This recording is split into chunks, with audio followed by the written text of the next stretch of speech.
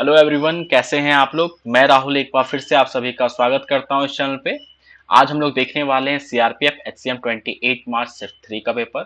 Already हमने यहाँ पे सीआरपीएफ एएसआई का पेपर, ठीक है, सीआरपीएफ एएसआई का पेपर, एएसआई एस्टेनो, इसका पेपर और आईबी का पेपर, ठीक है, सारे शिफ्ट जितने भी शिफ्ट आए हैं उसका हमने मैथ सेक्शन कंप्लीट कर लिया है सेट वाइज, ठीक है। और काफी अच्छे क्वेश्चन पूछे गए हैं और ये टीसीएस के द्वारा पेपर लिया जाता है, तो ध्यान रखिएगा ये इस तरह के क्वेश्चन का आने के चांसेस ज्यादा है। आपका जो सीजीएल का पेपर लास्ट ईयर हुआ था और सीएचएसएल का उससे बेटर क्वेश्चन इसमें पूछे गए हैं, ठीक है, तो आपकी अच्छी प्रैक्टिस भी होगी। कैलकुलेटिव क्वेश्चन भी है, कुछ नए क्वेश्चन है, खास करके मैंने यहाँ पे देखा कोऑर्डिनेट में कुछ नए टाइप के क्वेश्चन पूछे गए हैं, ठीक है। तो आपको इस तरह क्वेश्चन पे अच्छे प्रैक्टिस की जरूरत होगी, तो आप इसे कर लीजिएगा। ओके, तो स्टार्ट करते सेशन को।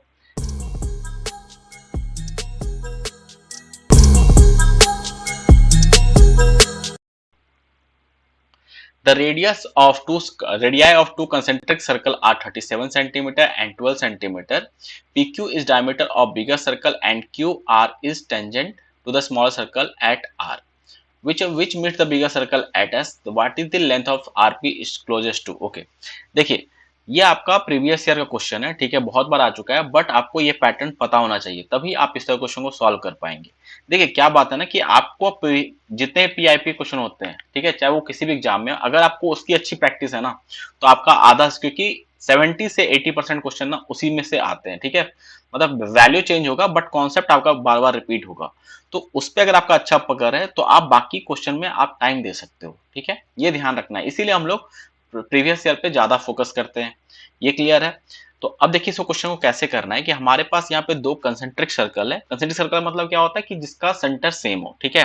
तो हम लोग यहाँ पे दो कंसेंट्रिक सर्कल बना लेंगे, एक रफ सा फिगर, ठीक है। अब इन दोनों सर्कल का जो सेंटर है वो सेम है, ठीक है। यहाँ पे देखिए, ये मान लीजिए पॉइंट है Q, ये पॉइंट है P, ठीक है।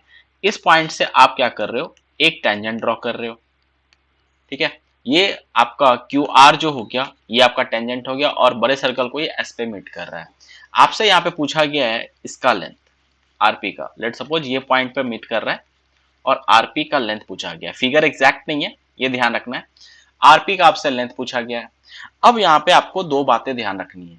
क्या जो कॉन्सेप्ट यूज हो रहा है, पहला कॉन्सेप्ट क्या है कि अगर आपके पास एक सर्कल हो और आपने यहाँ पे, ये मान लीजिए आपका सेंटर ओ है, डायमीटर को लेके यहाँ पे सरकमफ्रेंस पे एक एंगल बनाया, तो ये एंगल हमेशा 90 डिग्री होता है, ये ध्यान रखना है। सेकंड बात ध्यान रखनी है कि अगर आपने सर्कल के सेंटर से एक कॉर्ड पे परपेंडिकुलर ड्रॉप किया, ठीक है, एक कॉर्ड से अगर आपने परपेंडिकुलर ड्रॉप किया तो इसे दो इक्वल पार्ट में ये डिवाइड कर देती है, ठीक है, ये आपको ध्यान। एक और पॉइंट क्या ध्यान रखना है कि अगर आपके पास एक सर्कल हो और इस पे आपने अगर टेंजेंट ड्रॉ किया है, ठीक है, और इस सेंटर से इसके पॉइंट ऑफ कांटेक्ट पे उसको ज्वाइन करेंगे तो ये हमेशा 90 डिग्री होता है। ये तीन कॉन्सेप्ट आपको पता होना चाहिए इस क्वेश्चन को सॉल्व करने के लिए। अब देखिए यहाँ पे इसे सॉल्व करते हैं, ठीक है। तो सबसे पहले यहाँ हम लोग क्या करेंगे, आप इसे ज्वाइन कर लीजिए, ठीक है।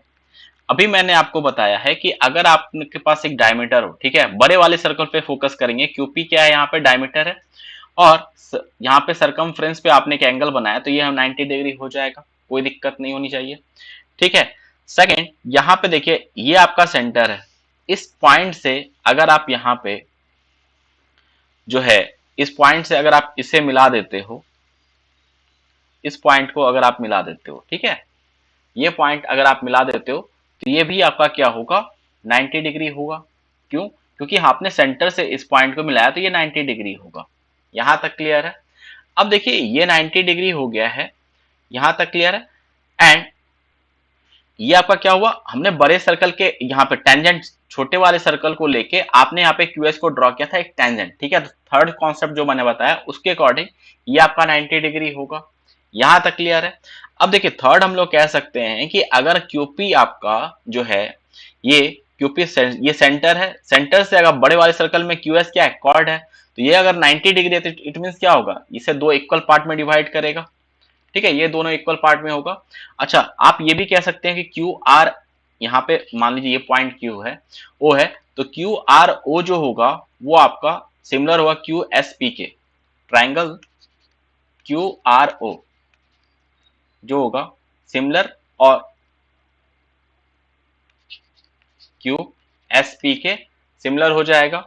ये आपको क्लियर हो क्यों? क्योंकि देखिए ये पार्ट आपका इसके इक्वल हो रहा है, ठीक है, यहां तक क्लियर है। ये आपका 90 डिग्री हो गया है और यहाँ पे देखिए ये आपका रेडियस है, क्यू ओ भी है रेडियस है और ओपी भी आपका रेडियस है, तो ये पार्ट और ये पार्ट भी आपका इक्वल है, तो यहां से आप कह सकते हैं। ये क्लियर हो गया आपको? अब यहाँ पे नेक्स्ट देखिए हम लोग, अब हमारे पास यहाँ पे ये साइड कितना है, ये आपका 12 है, ठीक है, और ये आपका कितना है 37 है, ये पार्ट 37 है, ठीक है। और आपको ये पता होना चाहिए कि 12, 35 और 37 ये तीनों क्या बनाते हैं, ट्रिपलेट बनाते हैं, ठीक है, ये तीनों क्या बनाते हैं, ट्रिपलेट बनाते हैं। अगर आपको ये नहीं भी पता है तो आप पाइथागोरस थ्योरम निकाल के क्यू आर का वैल्यू निकाल सकते हैं। तो क्यू आर का वैल्यू कितना हो जाएगा, 35 के बराबर हो जाएगा। अगर क्यू आर 35 होगा तो आर एस भी आपका 35 होगा, ठीक है, यहां तक क्लियर है। और देखिए क्योंकि ये सिमिलर है तो आपका ये आपका 1:2 का रेशियो बन रहा है, ठीक है, तो अगर ये 12 है तो ये आपका कितना 24 होना चाहिए, ठीक है। एसपी कितना होगा, 24 होगा, क्योंकि देखिए यहाँ पे क्यू आर 35 है तो क्यू एस कितना 70 है, क्यू अगर 37 है तो क्यूपी कितना होगा 74 होगा। उसी तरीके से आपका अगर आर ओ 12 है तो एसपी कितना होगा 24 हो जाएगा, एसपी आपका 24 आ गया, ये हमने निकाल लिया। अब हमारे पास triangle R in triangle R S P को आप देखिए, ठीक है, इतना आपको लिखने की जरूरत नहीं, आपको बस फिगर पे काम करना है, ये तो आपको बताने के लिए मैं इतना लिख रहा हूं।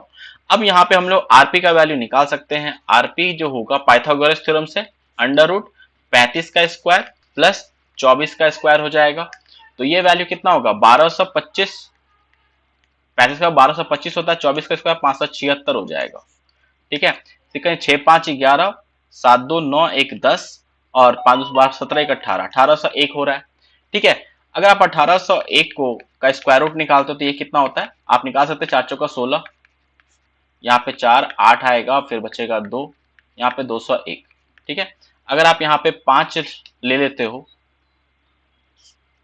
दो बार में ये जाएगा, 2 दूना 4 8 दूना 16, ठीक है, 7 4 11 9 6 3 37, यहाँ पे फिर 00 आ जाएगा 42.5।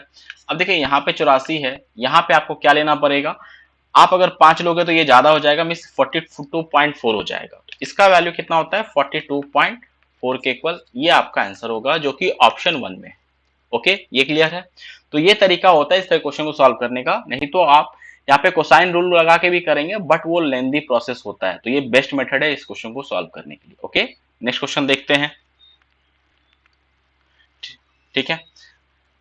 ओके, यहाँ पे कहा जा रहा है कि the ratio of alcohol and water A and B are 7:8 and 3:2 respectively if 9 liter of A is mixed with 6 liter of B and then 1 liter of alcohol and 2 liter of water are added to the mixture, what is the percentage of alcohol in the final mixture so obtained? Okay, solve करते हैं। देखिए हमारे पास initially ए और B का जो ratio है, पहले वाले मिक्सचर में ये कितना है 7 और 8 का रेशियो है, ठीक है। दूसरे वाले में कितना है 3:2 का रेशियो है। यहाँ पे इसको अगर सम करें तो कितना हो रहा है 8 7 15 हो रहा है, यहाँ पे सम कर रहे हो तो कितना हो रहा है 5।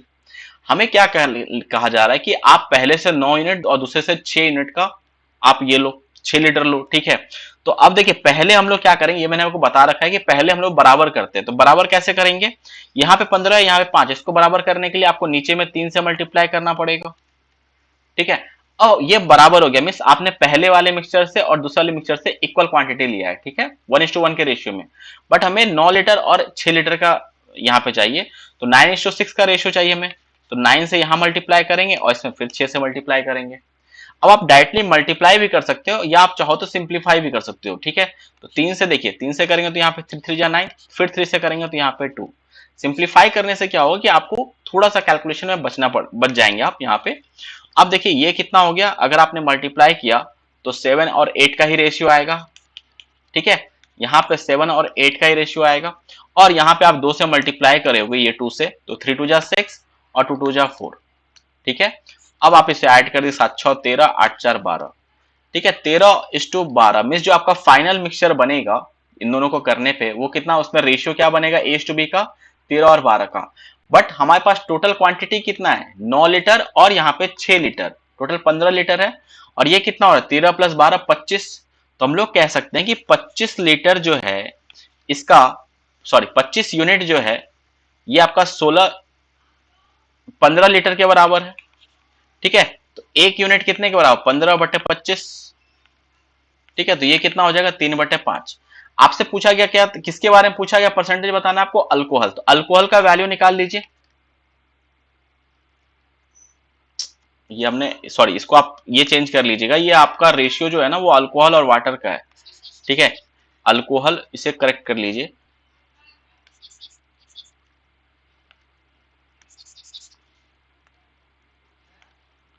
ये आपका अल्कोहल है और ये वाटर है। ठीक है, और ये आपका ए मिक्सचर था और ये आपका बी मिक्सचर था। ठीक है, यहां पे भी ये अल्कोहल है और ये वाटर है। ठीक है, तो अगर मुझे अल्कोहल चाहिए अभी तक के क्वांटिटी में तो वो कितना है 13 × 3/5, यहां तक कोई दिक्कत, 13 × 3/5 ये आपका अल्कोहल का क्वांटिटी है। अब देखिए आप यहाँ पे क्या कर रहे हो, 1 लीटर अल्कोहल ऐड कर रहे हो, तो ये आपका अभी तक का इतना लीटर है अल्कोहल है, तो 13 × 3/5 प्लस 1 आप ऐड कर दो। ठीक है, और फाइनल मिक्सचर कितना बनेगा, देखिए यहाँ पे आपको अभी तक के मिक्सचर में 15 लीटर था, क्योंकि 9 लीटर यहाँ पे 6 लीटर यहाँ पे, तो 15 यूनिट यहाँ पे था, फिर आपने 1 लीटर अल्कोहल लिया और 2 लीटर वाटर ऐड किया। ठीक है, तो ये हो गया आपका फ्रैक्शन बनेगा अल्कोहल का, इंटू 100 कर लीजिए क्योंकि परसेंटेज में पूछा गया है। ठीक है, तो ये हमारे पास कितना होगा सॉल्व करने पे, यहाँ पे सॉल्व करते हैं तो 39/5 + 1 अपॉन ये कितना हो 16 18 इंटू 100 सॉल्व करेंगे तो ये आपका 44/90, 18×5 = 90 इंटू 100। ठीक है, 0 से 0 कैंसिल, यहाँ पे 440/9, 9 से करेंगे तो 9 × 9 = 45, 9 × 36 एंड फिर उसके 36 के बच्चे का कितना 8, 9 × 72 48.8। ये आपका बार बार रिपीट होगा, तो अप्रोक्सीमेट किसके पास है, अप्रोक्सीमेट आप कह सकते हैं 48.9। ऑप्शन 4 करेक्ट है। ये क्लियर है, अच्छा क्वेश्चन था। नेक्स्ट क्वेश्चन देखिए, a loan of 75,660 is to be paid back in 3 equal half yearly installment. The rate of interest is 10% per annum compounded half yearly. What is the value of each installment? ठीक है, अब यहाँ पे ये question बहुत बार आता है और आपको ये फिक्स पैटर्न क्वेश्चन है। ठीक है, आपको यहाँ पे क्या ध्यान रखना है, एक तो होता है कि आप नॉर्मली ईयरली पे इंस्टॉलमेंट दे रहे हो, यहाँ पे कहा गया है बट चेंज किया गया है थोड़ा सा टफ करने के लिए, इसे हाफ ईयरली कर दिया गया है। ठीक है, तो ये आपको ध्यान रखना है। तो देखिए 12 मंथ में जो आपका इंटरेस्ट बनता है वो 10% का बनता है, तो 6 मंथ में कितना बनेगा 5% का इंटरेस्ट बनेगा, यहां तक कोई दिक्कत, 5% का इंटरेस्ट बनेगा। अब देखिए ये पैटर्न में क्या होता है कि आपका जब इक्वल इंस्टॉलमेंट बन रहा हो तो फर्स्ट टाइम, सेकेंड टाइम और थर्ड टाइम, क्योंकि आप यहाँ पे क्या करें 3 इक्वल इंस्टॉलमेंट दे रहे हैं। अब देखिए पहली बार जब लेंगे ना तो यहाँ पे आपको 5%, तो ये कितना होगा फ्रैक्शन में करेंगे तो 1/20। ठीक है, तो आपका प्रिंसिपल और अमाउंट का जो रेशियो बनेगा वो कितना बनेगा 20 से 21। ठीक है, अगर सेकेंड बार में लेंगे तो ये क्या पैटर्न बनता है 20 का स्क्वायर और 21 का स्क्वायर। ठीक है, और थर्ड बार में अगर आप लेते हो तो ये कितना बनेगा 20 का क्यूब और 21 का क्यूब बनता है। यहां तक क्लियर है। अब देखिए अब हमें क्या कहा जाए कि आप जो इंस्टॉलमेंट पे कर रहे हो वो इक्वल है हर बार, तो ये आपका इक्वल होना चाहिए, बट यहाँ पे तो डिफरेंट है, तो हम इसे इक्वल बनाएंगे। इसके लिए आप क्या कीजिए, यहाँ पे आप यहाँ पे 21 नीचे वाले में सेकंड में आप क्या करेंगे 21 से मल्टीप्लाई कर दीजिए, ऊपर वाले में आप यहाँ पे 21 का स्क्वायर से मल्टीप्लाई कीजिएगा, तो यहाँ पे क्या हो जाएगा 441 हो जाएगा। यहां तक कोई दिक्कत। अब देखिए तो इसमें अगर आप 21 से मल्टीप्लाई करते हो तो ये वैल्यू कितना हो जाता है आपका 21 इंटू 440, यहाँ पे 400 इंटू 21 करेंगे। ठीक है, तो ये कितना हो जाएगा आपका 400 इंटू 21 करने पे तो 484 चार्ज 8400 होगा ये। ठीक है, ये आपका 8400 होगा, यहाँ पे मल्टीप्लाई करेंगे तो ये 0 यहाँ पे आएगा कितना 288, ये वैल्यू आ जाएगा। यहां तक कोई दिक्कत। एंड नीचे में आपके पास कितना है 8000 है। अब ये वैल्यू कितना है आपका 21 से मल्टीप्लाई करोगे तो ये 9261 के बराबर होता है। ठीक है, ये 9261। तो ये आप क्या कर रहे हो, हर बार जो है 9261 वैल्यू इतना आप हर बार पेमेंट कर रहे हो, ये आपको ध्यान रखना है। ठीक है, अब इसको आप ऐड करोगे, ये आपका जो प्रिंसिपल है ये आपका क्या होगा, टोटल जो आपको पेमेंट करना है ना उसका यूनिट के बराबर होगा। तो ये आपका 0, यहाँ पे 2 8 4 12, 2 8 से 24 1 25, ठीक है, 252201 220, और यहाँ पे हर इंस्टॉलमेंट कितना 926 बराबर। अब ये जो 25220 है, 25220 यूनिट, ये वैल्यू 75,660 के इक्वल है। तो यहां से हम लोग एक यूनिट का वैल्यू निकाल सकते हैं, वो कितना हो जाएगा, ये हम लोग निकाल लेंगे, डिवाइड कर दीजिए, 3 टाइम्स में हो जाएगा डिवाइड। और हर बार आप कितना पेमेंट कर रहे हैं, तो ये 9261 के बराबर आप पेमेंट कर रहे हो हर बार। ठीक है, तो 9261 इंटू 3 कर देंगे तो ये वैल्यू कितना हो जाएगा, 3 6 3 18, यहाँ पे फिर आपका 3 दूना 6 1 7 और यहाँ पे 7। तो ये हो गया आपका कितना, ऑप्शन सी करेक्ट है। ठीक है, ऑप्शन सी यहाँ पे करेक्ट है। ओके, तो नेक्स्ट क्वेश्चन देखते हैं। देखिए ये क्वेश्चन आपका हर बहुत बार आता है, बट आपको कैलकुलेशन पे थोड़ा प्रैक्टिस करके फास्ट करना पड़ेगा। ठीक है, आपको क्यूब हमेशा याद रखिए, आपको अब जो क्वेश्चन आ रहे हैं वो 30 तक आपको याद रहेगा तो ज्यादा बेटर है। क्यूब तो याद कर लीजिए 30 तक उसका क्यूब क्या होता है। ठीक है, हर नंबर का। Next question, a wire is in the shape of rectangle whose side are in the ratio of 4:3 and its area is 5808 centimeters. The same wire is bent to the form of circle. What is the area of circle? बहुत basic सा question है और पहले round में आप इसे निपटा दीजिए। ठीक है, देखिए सबसे पहले तो ऑप्शन ही एक बार चेक कर लेंगे क्या आपका ऑप्शन से आंसर आ रहा है कि नहीं आ रहा है। देखिए यहाँ पे ये डिवाइड होना चाहिए 11, क्योंकि हमें 22 है यहाँ पे दिख रहा है, तो 11 का मल्टीपल आना चाहिए।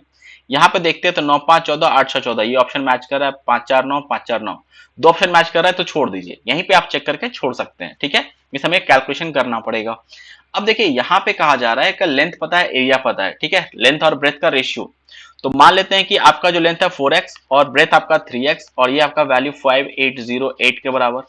तो यहां से अगर आप एक्स स्क्वायर का वैल्यू अगर आप निकालते हो कि एक्स स्क्वायर का वैल्यू क्या आएगा, तो ये कितना आएगा 5808 अपॉन 12, 12 से डिवाइड करो, 12 चौका 48 होता है, फिर 12 96 और 12 चौका 48 484। तो x का वैल्यू यहां से क्या आने वाला है आपका 22, x का वैल्यू क्या आ जाएगा 22 आ जाएगा। अब देखिए ये x आ गया, हमसे पूछा गया है यहाँ पे इस रेक्टेंगल वायर को आप बेंड करके सर्कुलर में कन्वर्ट कर रहे हो, तो इसका पेरीमीटर और इसका पेरीमीटर सेम होना चाहिए। ठीक है, इसका पेरीमीटर सेम होना चाहिए, तो इसका पेरीमीटर, रेक्टेंगल का पेरीमीटर क्या होगा 2 इंटू लेंथ प्लस ब्रेथ। ठीक है, तो लेंथ प्लस यहाँ पे देखिए 4 3 7, मैं डायरेक्टली कर रहा हूँ 4 4 3 7 और x दोनों में आएगा तो यहाँ पे डायरेक्टली 22 से मल्टीप्लाई कर दीजिए। ठीक है, इक्वल्स टू यहाँ पे पेरीमीटर जो होगा वो 2 पाई r होता है। ठीक है, तो 2 इंटू 22/7 इंटू r, सॉल्व करेंगे तो ये दोनों कैंसिल, r का वैल्यू कितना हो जाएगा 49 के इक्वल हो रहा है। तो हमने रेडियस निकाल लिया। आपसे यहाँ पे सर्कल का एरिया पूछा जा रहा है, तो एरिया कितना हो जाएगा पाई आर स्क्वायर, पाई का वैल्यू 22/7 49 इंटू 49, 7 से डिवाइड करोगे तो यहाँ पे 7 और ये वैल्यू 49 इंटू 7 343 और इंटू 2 कर दीजिए तो 11 इंटू 3 दूना 6 68। ठीक है, ये हो जाएगा। अब आप 11 से मल्टीप्लाई करोगे इसे तो 6 8 6 14 और यहाँ पे 8 6 14 1 15 और 6 1 7 7546, जो कि ऑप्शन 4 में। ठीक है, इजी क्वेश्चन था, आप बहुत इसको फास्ट कीजिएगा। ठीक है, next question, a man cover a certain distance at a speed of certain speed, had he moved 8 km per hour faster he would have taken 4 hours less, if he had moved 7 km per hour slower he would have taken 7 hours more, what is the usual speed of the man? Okay, solve करते हैं। देखिए मैंने आपको बताया था कि एक concept बताया था और मैंने बोला था कि इसका हम लोग बहुत ज्यादा यूज करते हैं इस तरह क्वेश्चन में। ठीक है, क्या है कॉन्सेप्ट, फिर से मैं रिपीट कर रहा हूं। मान लेते हैं ये आपके पास एक डिस्टेंस है डी डिस्टेंस। ठीक है, ये एक डिस्टेंस डी किलोमीटर का है। अब आप पहले तो इसको v1 और t1 टाइम से ट्रेवल कर रहे हो, दूसरे बार में v2 और t2 टाइम से ट्रेवल कर रहे हो। ठीक है, और अगर आपको डिस्टेंस निकालना है तो आप डायरेक्टली यहाँ पे फॉर्मूला क्या यूज कर सकते हो, डिस्टेंस इक्वल टू क्या होता है v1 into v2 upon mod, जो भी बड़ा वैल्यू होगा उसमें से आप छोटे को घटा देंगे। ठीक है, पॉजिटिव वैल्यू लेना है और टाइम का डिफरेंस, तो t2 माइनस t1, यहां भी आपको पॉजिटिव ही लेना है। ठीक है, इसको मॉड में कर लीजिए, तो ये आपका डायरेक्टली डिस्टेंस का वैल्यू आ जाएगा, ठीक है। नहीं तो आपको बहुत ज्यादा यहाँ पे टाइम लगने वाला है। ओके, ये क्लियर है। अब यहाँ पे देखिए इसका कैसे यूज करेंगे, ठीक है। मान लेते हैं कि जो आपका नॉर्मल जो है ना, जब आप नॉर्मल जब चलते हो यूजुअल, यहाँ पे यूजुअल वे में, ठीक है, तो वो उसमें स्पीड आपका क्या रहता है, v रहता है और टाइम आपका t रहता है, ठीक है। और एक बार जब आप, अब क्या कहा जा रहा है कि एक बार आप यहाँ पे v+8 से मूव कर रहे हो और 4 घंटे आपको कमरा में t-4 लग रहा है, और एक बार आप 7 घंटे स्लो चलते हो और आपका जो है यहाँ पे टाइम जो है वो आपका 7 घंटे ज्यादा लगता है, ठीक है। ये गिवन है, नॉर्मल टाइम से आपका 7 घंटे ज्यादा लगता है। हम लोग यही कॉन्सेप्ट को यहाँ पे यूज करेंगे, ठीक है। अब देखिए अगर मुझे डिस्टेंस निकालना हो, पहले इस दो को ये कीजिए, कंपाइल कीजिए, ठीक है। तो v into v-7 upon time, ये स्पीड का डिफरेंस कितने का है, 7 का, और टाइम देखिए यहाँ पे कितने का डिफरेंस हो रहा है, यहाँ पे आपका 7 घंटे का डिफरेंस हो रहा है, तो 7 से मल्टीप्लाई, और ये आवर में है, ये ध्यान रखना है। जनरली ऐसे क्वेश्चन में आपको मिनट में रहेगा तो उसको आवर में कन्वर्ट कीजिएगा, ठीक है। तो v इंटू सेकेंड में देखिए, अब इसको कंपाइल कीजिए, तो v into v+8 upon 8 into time में कितने का डिफरेंस है, 4 का, पॉजिटिव में लेना है, ठीक है। इसे सॉल्व, 7 से 7 कैंसिल, 20 से v कैंसिल हो गया, और फर्दर सॉल्व यहाँ पे 4 से आप 2 करेंगे, तो 2v-14 equal to 8 plus v, ठीक है। तो v का वैल्यू कितना आ जाएगा, 22 आ जाएगा। तो v का वैल्यू हमने 22, और हमसे यही पूछा गया था, तो कितना इजी सा सॉल्यूशन है इसका, आप इसे देख सकते हैं। ओके, तो ये आपको सीखने के लिए था इस क्वेश्चन में, ठीक है। Next question, total surface area of solid right circular cylinder is 3696 centimeter square. Its curved surface area is 1/4 of its total surface area. What is the volume of cylinder? ठीक है। अब देखिए यहाँ पे आपको ध्यान क्या रखना है, और इस पैटर्न को आप थोड़ा सा ध्यान रख लीजिएगा, क्योंकि इससे बहुत अच्छा, बहुत बार आता है क्वेश्चन, और थोड़ा सा टाइम टेकिंग है, तो थोड़ा प्रैक्टिस रहेगा इस पे, तो आप इसको इजिली कर जाएंगे। कैसे, देखिए पहली बात क्या ध्यान है, तो टोटल सरफेस जो एरिया होता है आपका, वो कितना होता है आपका, 2πr h प्लस r, ठीक है। और कर्व सरफेस एरिया क्या होता है, 2πrh, ठीक है। अगर आप यहाँ पे रेशियो निकालें ना, ठीक है, और इसको आप ध्यान भी रख लीजिए कि टोटल सरफेस एरिया और कर्व सरफेस एरिया, सिलेंडर की बात कर रहे हैं, ठीक है। अगर आप यहाँ पे आप रेशियो निकालोगे तो ये कितना होगा, h प्लस आर, जैसे आप यहाँ पे देख सकते हैं h plus R upon H हो जाएगा, और सिंप्लीफाई करेंगे तो ये 1 प्लस आर बाई एच होता है, ठीक है। तो आप इस पैटर्न को ध्यान भी रख लीजिए, क्योंकि आपको जब इस क्वेश्चन को आता है तो अगर आपको याद रहेगा तो इतना करने की जरूरत नहीं पड़ेगी, टोटल सरफेस एरिया और कर्व सरफेस एरिया सिलेंडर के लिए, ठीक है। इसका जो रेशियो होता है ये क्या होता है, 1 प्लस आर बाई एच। एक तो ये बात ध्यान रखनी है। दूसरा, एक ये भी ध्यान रख लीजिए, वॉल्यूम जो होता है सिलेंडर का, ये आपका क्या होता है, कर्व सरफेस एरिया में अगर आप यहाँ पे रेडियस बाय 2 से मल्टीप्लाई कर देंगे तो आपका वॉल्यूम आ जाए। कैसे, ठीक है, 2πrh होता है इंटू r बाई 2, ठीक है, 2 से 2 कैंसिल हो जाएगा, और ये क्या आ जाएगा, पाई आर स्क्वायर एच, ठीक है। तो ये भी आप ध्यान रख लीजिए, इसमें आपको बेनिफिट होगा थोड़ा, ठीक है। ये क्लियर है। अब देखिए इस क्वेश्चन पे आते हैं। देखिए सबसे पहले अगर हमें यहाँ पे रेशियो निकालना हो टोटल सरफेस एरिया और कर्व सरफेस एरिया का, total upon curve surface area, और ये गिवन है आपको कि कर्व सरफेस एरिया जो है 1/4 है टोटल सरफेस एरिया का। अगर ये 4 यूनिट होगा तो ये आपका 1 यूनिट होगा, और ये मैंने आपको बता रखा है कि ये कितने के बराबर होता है, 1 प्लस आर बाई एच के बराबर होता है। तो अगर आप यहाँ पे सॉल्व करोगे तो आर बाई एच का वैल्यू क्या आएगा, 3:1 का रेशियो। कोई दिक्कत, तो अगर मैं रेडियस को 3x मान लेता हूं और हाइट को x मान लेता हूं, कोई दिक्कत नहीं होना चाहिए। अब देखिए यहाँ पे हमारे पास टोटल सरफेस एरिया का वैल्यू लगा है, तो हम लोग कर्व्ड सरफेस एरिया भी फॉर्मूला लगा सकते हैं और टोटल सरफेस एरिया पे वैल्यू लगा के x का वैल्यू निकाल सकते हैं, बट ज्यादा आसान क्या रहता है, आप कर्व सरफेस एरिया पे लगाइए, ठीक है। दूसरा पॉइंट आपको यहाँ पे इस तरह क्वेश्चन में क्या ध्यान रखना है कि हमेशा कर्व सरफेस एरिया पे आपको फॉर्मूला लगाना है, ठीक है।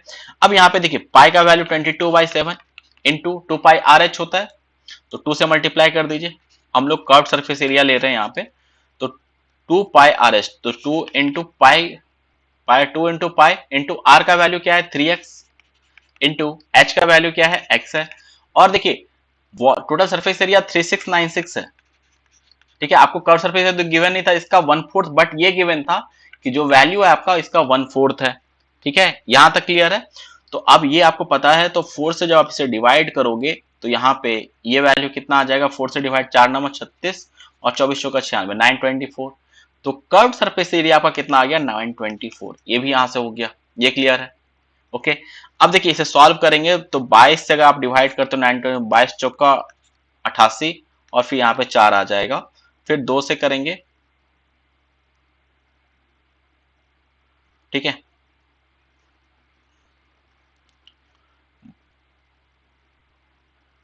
सॉरी यहाँ पे 2 आएगा, 22×4 होता है, ठीक है, 22×4 होता है। 3×6, 6 से आप अगर डिवाइड करोगे तो यहाँ पे 7 आ जाएगा। तो एक्स स्क्वायर का वैल्यू कितना आया, 7 स्क्वायर, तो एक्स का वैल्यू 7 आ गया, ठीक है। हमारे पास अब रेडियस आ गया और हाइट भी पता है हमें, ठीक है, ये क्लियर हो गया। अब देखिए आपको निकालना क्या था, वॉल्यूम निकालना था।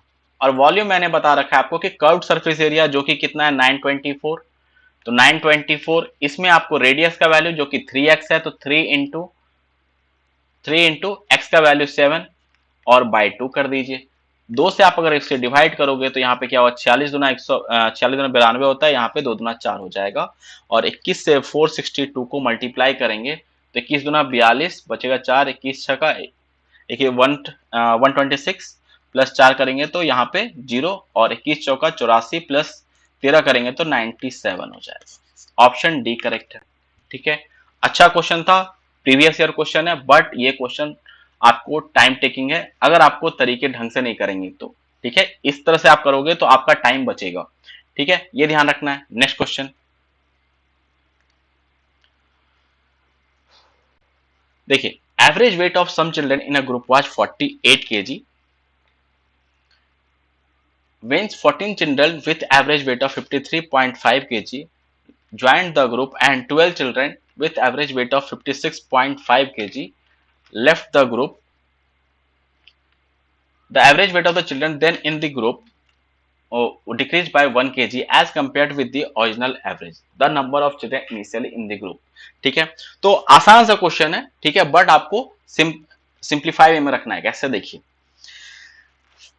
पहले मान लेते हैं हमें पता नहीं है कितना बच्चा है, ठीक है, तो हम लोग मान लेते हैं कि एक्स स्टूडेंट है और इनका एवरेज आपको पता है 48 kg है, ठीक है। जैसा सा कहा जा रहा है ना, आप वैसे वैसे करते जाइए। इसके बाद क्या कहा जा रहा है, 14 बच्चे जो है वो ज्वाइन कर रहे हैं ग्रुप को, ठीक है। तो इनका एवरेज कितना है 53.5, ठीक है, और बच्चे कितने हैं 14 हैं, ठीक है, ये भी ध्यान रखना है। फिर 12 बच्चे यहां से छोड़ के चले गए, तो 12 बच्चे को घटा देंगे, इनका एवरेज कितना है 56.5, ठीक है। और जो फाइनल एवरेज बन रहा है वो आपका क्या हो रहा है कि आपका जो ओरिजिनल एवरेज था उससे एक कम हो जा रहा है 47 बाय, ठीक है, 47। जो कि अब देखिए नंबर ऑफ बच्चे कितने हो जाएंगे, यहाँ पे x था 14, आपने ऐड किया तो x प्लस 14, 12 घटा दीजिए तो x प्लस 2 हुआ। तो नंबर ऑफ स्टूडेंट हमारे पास x प्लस 2 है। ये आपका क्या है, नंबर ऑफ स्टूडेंट। ये ध्यान रखना नीचे में जो है ये क्या है, आपका एवरेज है, ठीक है। अब हम लोग डायरेक्टली यहाँ पे जैसा जैसा कहा गया है आप इसमें चेंज लाते जाएंगे, बस आपका आंसर आ जाएगा, ठीक है। एकदम सिंपल तरीके से यहाँ पे देखिए, अगर आपका इनिशियली 48 है तो यहाँ पे चेंज कितने का आया 53.5 kg, 53.5, तो आप बोलेंगे 5 का एवरेज में चेंज है। यहाँ पे 14 बच्चे हैं, ठीक है, तो 14 पचे 70, ये आपका ज्यादा करेगा, ठीक है, 70। तो पहले आपका एवरेज था 48, ठीक है, और ये चेंज कितने का आ रहा है 70 का, तो 70 लिखे यहाँ पे। अब ये वाला भी आपका क्या हो रहा है, इसमें देखिए कितने का चेंज हो रहा है, यहाँ पे 8 का, और यहाँ पे ये छोड़ के जा रहा है तो यहाँ पे आपको ये माइनस करने हैं, ठीक है, ये माइनस करने हैं क्योंकि यहाँ पे ज्यादा आपका जो एवरेज है उससे आपका ज्यादा जो है वो वैल्यू जा रहा है, ठीक है, तो यहाँ पे माइनस होगा। इनटू कितने बच्चे हैं 12, तो 8 इंटू 12 करेंगे, सॉरी 8.5 है ये, और ये 5.5 होगा, ठीक है, इसे करेक्ट कर लीजिएगा। बहुत बार बोलने और लिखने में थोड़ा सा मिस्टेक हो जाता है। तो यहाँ पे देखिए 5.5 आपका एवरेज में चेंज, और यहाँ पे 14 बच्चे का चेंज हो रहा था, ठीक है। अब ये छोड़ के जाओ तो ये आपका माइनस होगा एवरेज में, ठीक है, तो माइनस 8.5 इंटू 12। अब ये जो है आपका ऑल ओवर चेंज करेगा आपका, ठीक है। टोटल बच्चा अब कितना रह गया आपका, x plus 14 minus 12 x plus 2, ठीक है, जिससे अब एवरेज कितना है 47, ठीक है। तो हमने दो लाइन में आपका यहाँ पे इक्वेशन बन गया है, रेडी है आपका। अब इसे आप सिंप्लीफाई कर लीजिए, तो 40 यहाँ पे ये आपका कितना होगा, सॉल्व करेंगे तो 48 प्लस ये कितना होगा 14 पचास 70 और 70 77 माइनस यहाँ पे कितना हो गया 12 पचास 60 और 62 96 प्लस 4 करेंगे तो ये कितना हो जाएगा आपका प्लस 96 प्लस 6 102, ठीक है, upon x plus 2 equals to 47, ठीक है। इसे सॉल्व करेंगे तो यहाँ पे 77 में से आपका 102 जाएगा तो कितना बचेगा आपका माइनस 25 बचेगा, माइनस 25 अपॉन एक्स प्लस 2 और यहाँ पे माइनस 1 आएगा, माइनस माइनस कैंसिल और सॉल्व करने पे x का वैल्यू क्या होगा 23 हो जाएगा। ऑप्शन ए करेक्ट है। तो अगर आपने इस तरीके से लिखा, ठीक है, तो आपका एक से दो लाइन में आपका आंसर आ जाएगा, ठीक है। बट आपको सही तरीके से लिखना है, नहीं तो अगर आप बेसिक मेथड से करेंगे तो बहुत लंबा और आप हो सकता है कैलकुलेशन को देख के इसे छोड़ भी दें, ठीक है। नेक्स्ट क्वेश्चन देखिए, if x equal to 4 plus under root 10 plus 2 root 5 plus 4 minus under root 10 plus 2 root 5।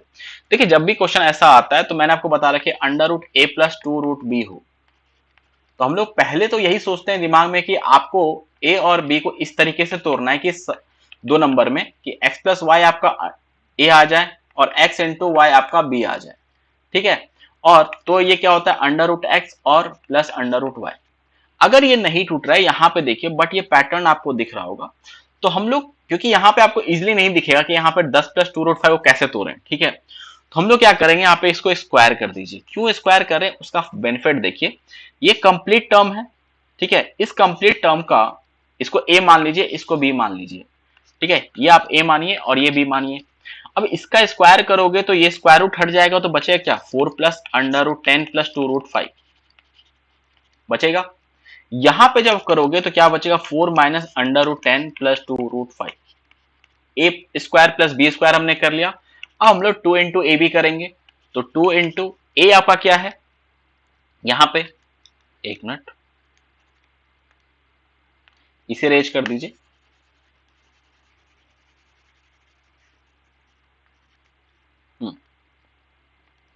To into under root X 4 plus under root 10 plus 2 root 5, ठीक है, into under root 4 minus under root 10 ये plus 2 root 5। ये आपको लिख के क्यों दिखा रहा हूं, आप अगर थोड़ा सा अगर आप इस पे प्रैक्टिस रहेगा तो आप इसको भी सॉर्ट कर सकते थे, ये टर्म आपको लिखने की जरूरत भी नहीं थी, ठीक है। अब देखिए यहाँ पे under root A plus B under root A minus B का फॉर्म दिख रहे हैं, ठीक है। तो इसे सॉल्व करें तो 4 प्लस 4 तो 8 हो जाएगा प्लस 2 इंटू यहाँ पे देखिए under root A square minus B square हम लोग पुट कर सकते हैं तो 4 का square minus under root 10 plus 2 root 5 इसका स्क्वायर करेंगे, ठीक है। तो इसे सॉल्व करने पे ये कितना हो जाएगा आपका, तो 8 प्लस 2 इंटू अंडर रूट 4 का 16 माइनस यहाँ पे देखिए ये स्क्वायर कंप्लीटली कैंसिल होगा और आपका बन जाएगा ये 10 माइनस 2 रूट 5, ठीक है, ठीक है। अब देखिए ये कितना है आपका 8 प्लस 2 इंटू यहाँ पे 6 माइनस 2 रूट 5, ठीक है। अब हमें इसका आपको स्क्वायर रूट निकालना है 6 माइनस 2 रूट 5 का। अब देखिए ये आपको 3 और यहाँ पे अगर हम लोग ब्रेक करें इसे तो 5 और 1 में ब्रेक कर सकते हैं, ठीक है। 5 और 1 में अगर आपने ब्रेक किया तो मल्टीप्लाई करने में भी क्या आएगा 5 और 1, ठीक है। यहाँ पे हमने प्लस 5 5 प्लस 1 किया तो हम लोग यहाँ पे कहेंगे क्योंकि यहाँ माइनस साइन है तो आपको क्या लेना है अंडर रूट 5 माइनस 1, ठीक है, ये वैल्यू हो जाएगा। तो ये वैल्यू आपके पास कितना है 8 plus under root 5 2 into under root 5 minus under root 1 का वैल्यू 1 के बराबर, ठीक है, ये आपका 1 के बराबर आ गया। ये क्लियर है। अब यहाँ पे देखिए ये कितना हो जाएगा आपका सॉल्व करने पे 2 माइनस 2 है यहाँ पे 8 है तो 6 प्लस 2 रूट 5 6 प्लस 2 रूट 5 आ जाएगा एक्स स्क्वायर का वैल्यू। तो एक्स का वैल्यू क्या हो जाएगा इसका स्क्वायर रूट लेंगे, तो यहाँ पे अगर आप इसका स्क्वायर रूट लेते हो तो ये वैल्यू कितना हो जाएगा, क्योंकि मल्टीप्लाई करने पे सम करने पे कितना होना चाहिए 6 और मल्टीप्लाई करने पे कितना चाहिए 5, तो यहाँ पे बस साइन का बस फर्क है तो यहाँ पर क्या होगा रूट 5 प्लस 1 के बराबर, ठीक है। देखिए रूट 5 का वैल्यू आप ये किसके से बीच में होगा क्योंकि 2.2 होता है 4.84 और 2.3 5.29, तो 2.3 और 2.2 और 2.3 के बीच में है ये वैल्यू। तो अगर मैं 2.2 लूंगा तो यहाँ पे 1 ऐड करेंगे 3.2 और 3.3 इस दोनों के बीच में आना चाहिए। आपका जो वैल्यू है ये आपका 3.2 प्लस 3.3 के बीच में आना चाहिए। तो यहाँ पे देखिए कौन सा ऑप्शन अगर मैच करेगा, आपका ऑप्शन सी करेक्ट है। ओके, ऑप्शन सी करेक्ट हो रहा है। नेक्स्ट क्वेश्चन,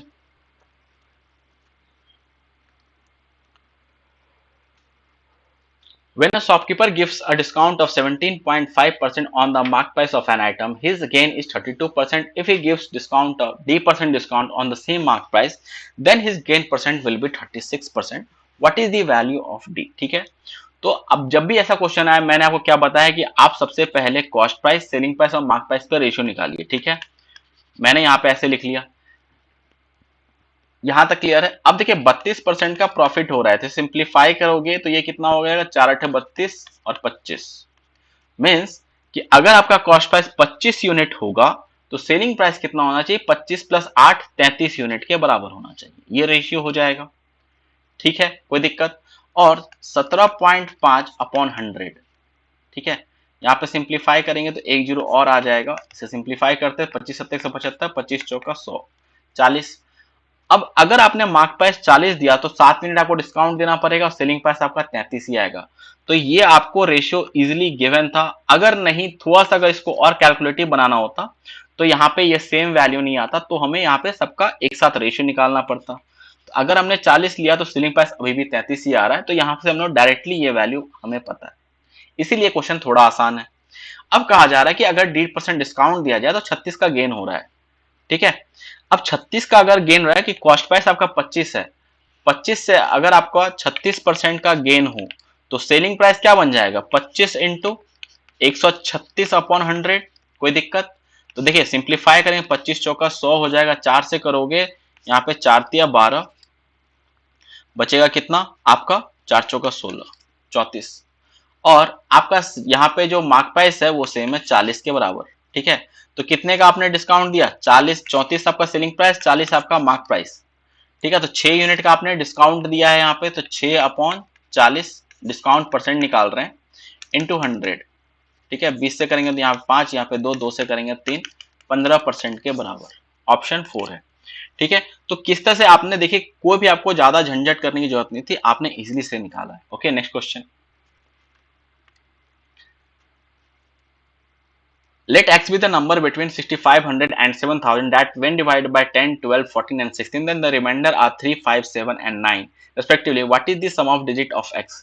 देखिए मैं थोड़ा सा जो है वो आराम आराम से बताता हूँ, क्योंकि यहाँ पे हर तरीके के बच्चे होंगे। ठीक है, जो थोड़ा सा स्लो अगर उसे रीड करना पसंद हो, ठीक है, और जो फास्ट भी कर सकते हैं, तो आप यहाँ पे अपने स्पीड को बढ़ा लीजिए। ठीक है, आप और उसको फास्ट भी कर सकते हैं। ठीक है, ये ध्यान रखिएगा। ओके, अब यहाँ पे देखिए क्या कहा जा रहा है कि जब आप एक ऐसा नंबर लेना है, जब आप उसको 10, 12, 14, 16 से डिवाइड करोगे तो आपका रिमाइंडर 10, 12, 14, 16 से जब डिवाइड करोगे तो रिमाइंडर क्या आएगा, 3, 5, 7, 9। अगर आप यहाँ पे ध्यान से देखो डिफरेंस कितने का आ रहा है, 7 यूनिट का। यहाँ भी 7 यूनिट का डिफरेंस है, यहाँ भी 7 का है और यहाँ भी 7 का है। तो ये एक आपको एक फिक्स पैटर्न पता चला कि कोई ऐसा नंबर बताना है जब आप इसको 10, 12, 14, 16 से डिवाइड करोगे तो रिमाइंडर क्या है, 3, 5, 7, 9। ठीक है, तो क्या करते हैं, कैसे निकालते हैं, इसका जो होता है सबसे पहले आप निकालेंगे एलसीएम किसका, 10, 12, 14, 16 का। ठीक है, अब इसका एलसीएम निकालिए। देखिए 10 है तो 2 इंटू 5, यहाँ पे 12 से डिवाइड होने के लिए 2 तो है हमारे पास, बट हमें चाहिए 4 इंटू 3, तो 2 दूना 4 और यहाँ पे 3। ठीक है, फिर आपको 14 चाहिए तो 2 सत्ते 14 होता है। अब आपको 16 चाहिए, 2 दूना 4, यहाँ पे 2 इंटू 2 लेना पड़ेगा। ठीक है, ये आपको यहाँ पे लेना पड़ेगा। यहां तक क्लियर है। तो ये वैल्यू कितना हो जाएगा, इसे करेंगे तो 5 दूना 10, 10 दूना 20, 20 से करेंगे तो 7 20, 420 हो गया यहाँ तक। ठीक है, 420 इंटू 4, ये आपका 4 बचा, तो 0, 4 दूना 8 और यहाँ पे 16, 1680 हो रहा है। तो आपका जो फॉर्मेट बनेगा वो किस तरीके का फॉर्मेट में रहेगा, 1680 के प्लस, यहाँ पे सॉरी ये माइनस में होगा। हमेशा क्या करना है, जो भी आपका जो जो घटा रहे ना, जो सेम वैल्यू आ रहा है उसको क्या करना रहता है, आपको माइनस कर देना रहता है। ठीक है, अब देखिए यहाँ पे क्या आपको जो वैल्यू लेना है ना वो 6500 से 7000 के बीच में है। ठीक है, तो के का वैल्यू क्या लोगे, देखिए यहाँ पे आप 16 या 48 होता है, तो यहाँ पे मोटा मोटी, और अगर आप 16 चौका 64 करोगे, ठीक है, तो 4 ले सकते हो। ठीक है, तो अगर आप के का वैल्यू 4 लेते हो तो यहाँ पे क्या हो जाएगा, 1680 इंटू 4। ठीक है, 1680 इंटू 4 माइनस 7, तो ये कितना, 0 8 चौका 32, 364 प्लस 3 करेंगे तो ये कितना होगा, 6720, माइनस 7 करेंगे तो 6713 के बराबर। तो ये कितना हो गया आपका, 7 3 10, 10 1 11 प्लस 6 17, क्योंकि आपको सम निकालना है, डिजिट सम सारे का क्या करना है, 6 प्लस 7 प्लस 1 प्लस 3 निकालना था। तो ये कितना हो गया आपका, 7 6 13 14 3 17 के बराबर। ऑप्शन डी करेक्ट है। ठीक है, तो बहुत बार ऐसा क्वेश्चन आ चुका है, ये रिपीटेड क्वेश्चन है। ओके, नेक्स्ट क्वेश्चन,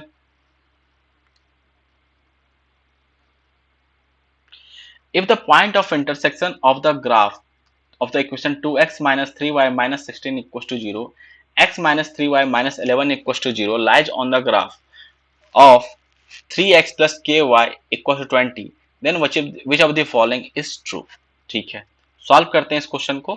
देखिए क्या कहा जा रहा है कि आपका दो लाइन है, ठीक है, 2x माइनस 3y और x minus 3y minus 11 equal to 0। ठीक है, और इसको जो आप यहाँ पे पुट करोगे तो ये सेटिस्फाई कर रहा है।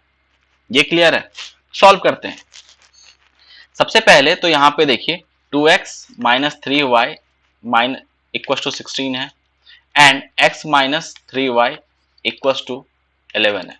ठीक है, दोनों को अगर आप सम कर यहाँ पे माइनस कर देंगे तो ये माइनस ये प्लस में कन्वर्ट होगा, ये माइनस, तो ये टर्म कैंसिल होगा, यहाँ पे x आ जाएगा और x का वैल्यू क्या आएगा, 5 आएगा। x का वैल्यू 5 आएगा, किसी भी एक इक्वेशन को आप में पुट कर दीजिए, तो 5 minus 3y minus 11 equal to 0 है। ठीक है, तो यहाँ पे minus 6 equal two plus 3y, y का वैल्यू कितना आएगा, -2 के बराबर। ठीक है, -2 के बराबर होगा, तो हमारे पास x और y का वैल्यू आ चुका है। ये क्लियर है।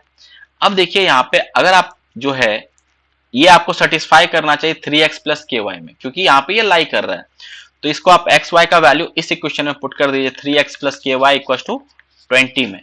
ठीक है, तो 3 इंटू 5 करेंगे, प्लस के का वैल्यू नहीं पता, y का वैल्यू -2 इक्वल टू 20, तो 15 में से 20 जाएगा तो क्या बचेगा, 5, तो k का वैल्यू 5 बटे -5/2 हो रहा है। k का वैल्यू -5/2 हो रहा है आपका। ठीक है, अब देखिए यहाँ पे क्या है, k का वैल्यू 3 से बड़ा, ये वैल्यू क्या है 5/2 मींस ऑलमोस्ट ये आपका k का वैल्यू क्या है 2.5 है। ठीक है, तो ये आपका 2.5 है आपका यहाँ पे वैल्यू। देखिए इसमें से आप किसी एक ऑप्शन को चेंज कर लीजिए, ये जो है नहीं ठीक ही है, ऑप्शन यहाँ पे करेक्ट है, ये ध्यान रखें। ठीक है, तो हमारे पास जो k का वैल्यू क्या है -2.5 है। अब देखिए कौन सा इक्वेशन सेटिस्फाई हो, k का वैल्यू यहाँ पे क्या है 3 से बड़ा होना चाहिए, तो ये तो नहीं से करेगा। k का वैल्यू -3 से छोटा, बट हमें k का वैल्यू क्या है -2.5, ये भी आपका आंसर नहीं हो सकता है। k का वैल्यू 3.2 से बड़ा, बट यहाँ पे क्या है हमारे पास -2.5, ये भी नहीं होगा। एक ही ऑप्शन मैच कर रहा है, ऑप्शन 4, ये करेक्ट है। Next question, a man travel the first 3:1/3 hour at 48 km per hour, the next 4 hour at x km per hour, and the next 2:2/3 hour at 63 km per hour. His average speed for the entire journey is 55.4 kilometre पर, then what is the value of x। ठीक है, देखिए average speed का formula ये सब बहुत question आ चुका है, total distance upon total time. ठीक है, ये ध्यान रखना है। अब देखिए एवरेज स्पीड हमें पता है 55.4 है।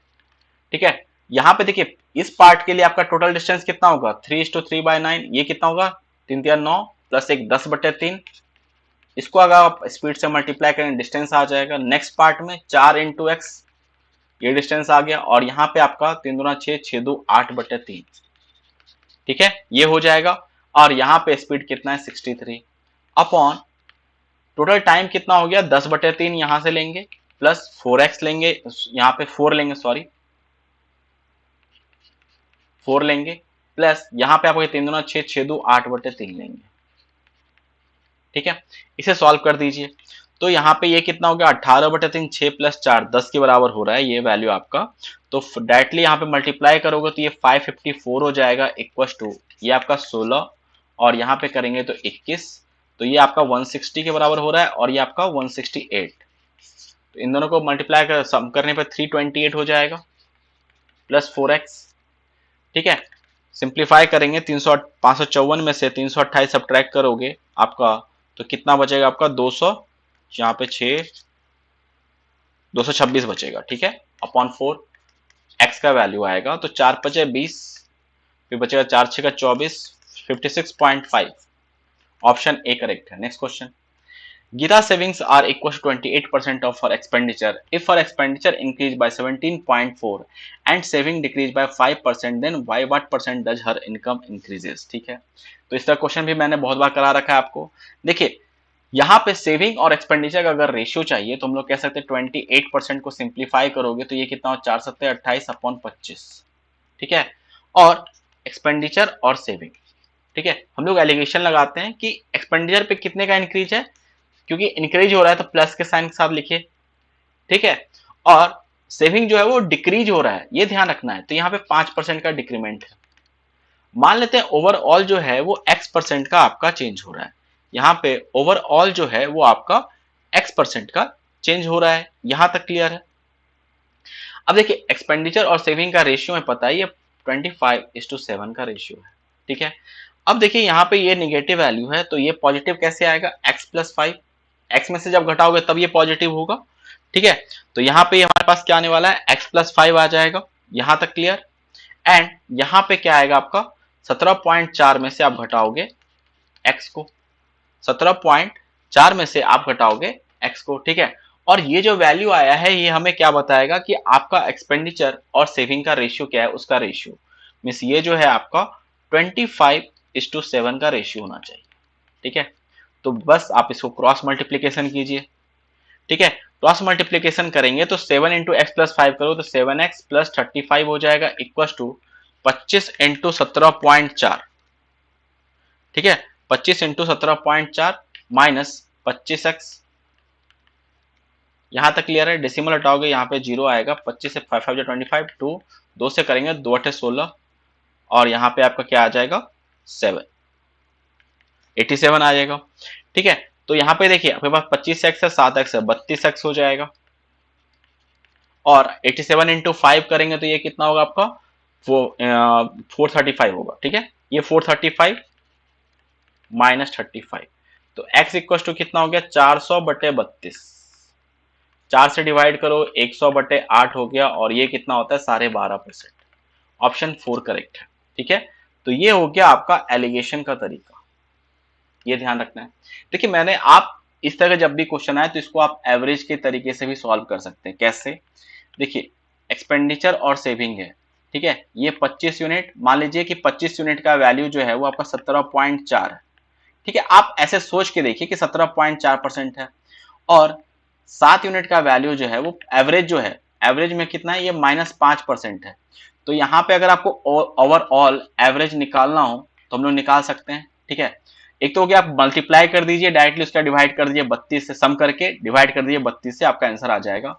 और क्या कर सकते हैं, यहाँ पे देखिए -5 से ये कितना ज्यादा है, अगर आप यहाँ पे बोलेंगे ये कितना ज्यादा हो रहा है 22.4 ज्यादा हो रहा है, इसको 25 से मल्टीप्लाई कीजिए 22.4 × 25, ये ज्यादा होगा किससे -5 से, इसको आप ऐड कर दीजिए कितने में 25 + 7, यहाँ पे ये वैल्यू जो होगा इसे मल्टीप्लाई करेंगे तो ये कितना हो जाएगा, क्योंकि हमें एवरेज ही निकालना है ना, तो यहाँ पे डेसिमल हटाएंगे 0, 5 × 25, यहाँ पे 2 से करेंगे तो यहाँ पे 11 112 हो जाएगा। ठीक है, ये आपका कितना होगा 112 और मल्टीप्लाई करेंगे तो ये वैल्यू 560, 560। देखिए ये जो है आपका एवरेज में चेंज हो रहा है। ठीक है, ये ध्यान रखना, ये टोटल चेंज हुआ, सॉरी ये आपका जो है ये आपका टोटल है। ठीक है, इसको आपको 32 से डिवाइड करना पड़ेगा क्योंकि हमें एवरेज निकालना है, ये ध्यान रखना है, एवरेज निकाल रहे हैं हम लोग। ठीक है, तो 560 यहाँ पे जब सॉल्व करोगे तो 12 × 25 560/32 -5 कीजिए। ठीक है, सॉल्व करेंगे यहाँ पे 8 से आप डिवाइड करोगे 70, 8 × 32। ठीक है, 35/2 होगा 17.5 -5, तो 12.5% हो जाएगा आपका आंसर। ऑप्शन 4 करेक्ट है। तो इस तरह क्वेश्चन को आप एवरेज समझ के भी सॉल्व कर सकते हैं, ठीक है। ये में भी मैंने आपको हमेशा ये दोनों मेथड मैंने आपको बताया है, ये ध्यान रखिएगा, ठीक है। जो आपको ज्यादा सुटेबल लगे आप उसको यूज कीजिए। Okay, next question. 280 meter long train passes a pole in 21 seconds and passes completely train B in opposite direction at 90 km/h in 15 seconds. If train B overtakes train C running at 58 km/h in the same direction in 54 second, then the length of train C. ठीक है, देखिए थोड़ा सा लंबा question है but easy question है, ठीक है। कैसे, पहले देखिए स्टेप बाय स्टेप करते जाएंगे। पहले पार्ट में क्या है, एक पोल को एक ट्रेन क्रॉस कर रहा है, तो यहाँ पे पहले वाले ट्रेन जो है ट्रेन ए, उसका स्पीड निकाल सकते हैं। ये कितना होगा, डिस्टेंस कितना कवर कर, ट्रेन के लेंथ के बराबर 280 अपॉन यहाँ पे 21 से डिवाइड कर दीजिए, तो ये कितना है 7 चौका 80, 7 21, यहाँ पे ये मीटर पर सेकेंड हो गया। मिस स्पीड आ गया आपको पहले वाले ट्रेन का 40/3 मीटर पर सेकेंड, ठीक है। अब ये आपका पार्ट 1 हुआ इस क्वेश्चन को सॉल्व करने के लिए। अब इसके बाद क्या है, क्या कहा जा रहा है, अब ट्रेन ए जो है वो ट्रेन बी को अपोजिट डायरेक्शन में क्रॉस कर रहा है, ठीक है। तो जो टोटल डिस्टेंस कवर होगा वो कितना होगा, इन दोनों के लेंथ के बराबर, ठीक है। अब हमें इसका लेंथ पता है क्या, नहीं पता है, तो मान लेते हैं इसका लेंथ जो है वो एल बी है ट्रेन बी का, ठीक है। और पहले ट्रेन का लेंथ आपका 280 और ये वैल्यू मीटर में है, ये ध्यान रखना है। अब हम लोग यहाँ पे रिलेटिव स्पीड निकालेंगे तो आपका स्पीड ऐड होना चाहिए, और ये देखिए 90 km/h है, ये ध्यान रखना है। इसको पहले आप क्या कीजिए, मीटर पर सेकेंड में कन्वर्ट करेंगे तो 5/18 से मल्टीप्लाई करेंगे तो ये मीटर पर सेकेंड में आ गया, ठीक है। अब इसको आप ऐड कर दीजिए 40/3 के साथ, ठीक है। और इसमें अगर आप 15 सेकेंड से मल्टीप्लाई कर देंगे तो टोटल डिस्टेंस कवर होगा, ठीक है। स्टेप बाय स्टेप प्रोसेस कर रहे हैं हम लोग, ठीक है। इसको आप यहाँ पे डिवाइड कर दिए, 18 × 5 = 90 होता है, 25 25 और यहाँ पे 3 से मल्टीप्लाई 75, तो 3 से मल्टीप्लाई करेंगे तो 75 + 40 करेंगे तो 115, 75 + 40 आपका कितना होता है 115/3 × 15, 3 से करेंगे तो यहाँ पे 5, तो यहाँ पे 15 × 5 = 75, 575 हो गया। तो अब जो है आपका लेंथ ऑफ बी कितना आ गया 575 - 280, ठीक है, क्योंकि आपको ये माइनस भी करना पड़ेगा। तो ये कितना है 5 9 8 17 एंड यहाँ पे आपके पास ये 4 में से 2 जाएगा 295, ठीक है। 1 मिनट, 5 9 8 17 और यहाँ पे 2 2 4 1 5, हाँ। लेंथ ऑफ बी कितना आ गया 295 मीटर में आया है, ये ध्यान रखना है, हमने दोनों को मीटर में लिया है। ओके, यहां तक क्लियर है। अब तीसरे पार्ट में, तीसरे कंडीशन में क्या कहा जा रहा है कि ट्रेन बी जो है वो सी को ओवरटेक कर रहा है, ठीक है। बी जो है वो ओवरटेक कर रहा है ट्रेन सी को, ठीक है, और यहाँ पे ओवरटेक सेम डायरेक्शन हो जाएगा। तो अब लेंथ कितना कवर होगा, अगर ये लेंथ को कवर करना है, ठीक है, तो यहाँ पे इन दोनों के डिस्टेंस के बराबर होगा, दोनों के लेंथ के बराबर होगा। तो 295 आपका लेंथ ऑफ बी हो गया plus length of C, and यहाँ पे ये 58 km/h है और ये आपका 90 है किलोमीटर, 90 - 58, क्योंकि सेम डायरेक्शन में हम लोग क्या करते हैं आपका सब्ट्रैक्ट कर देते हैं। अब ये km/h में तो 5/18 से मल्टीप्लाई भी करेंगे, थोड़ा सा मैं इसे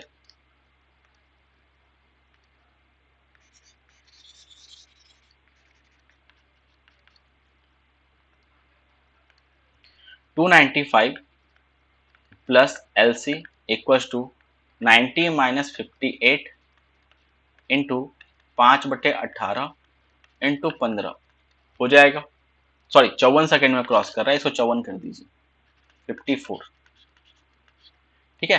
18 से डिवाइड करेंगे तो यहाँ पे 3 आ जाएगा, फिर यहाँ पे आप 58 से अगर आप करेंगे तो ये 32 इंटू 15 होगा, ठीक है। 8 2 तो 295 प्लस LC 32 से मल्टीप्लाई करेंगे तो ये वैल्यू कितना होता है, 2 अगर आप यहाँ पे ट्रांसफर 30 और 16 480 और यहाँ पे 295 LC है, ठीक है। तो ये वैल्यू हमारे पास कितना आएगा 300 में 180 185 हो जाएगा, ठीक है।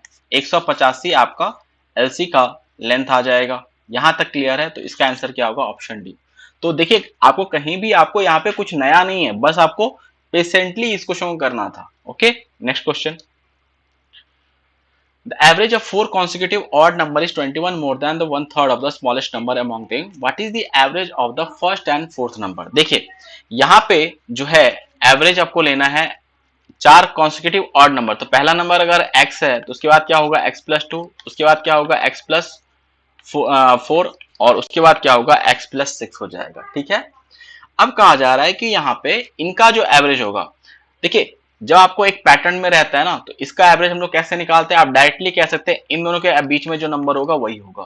तो इन दोनों के बीच में क्या होगा x+3, या आप इसको सॉल्व कर सकते हैं क्योंकि ये टर्म एपी में है। ठीक है, आप पहले और लास्ट के बीच में निकाल लीजिए, या कोई भी जो है यहाँ पे देखिए इस दो टर्म को भी लेंगे, पहले लास्ट को लीजिए या second last of first second पहले में जो सेकेंड नंबर पे है उसको लेंगे, तो भी जो आंसर आता है वही होगा। इन चारों के मिडिल में कौन सा नंबर है x+3, ये आपका एवरेज होगा।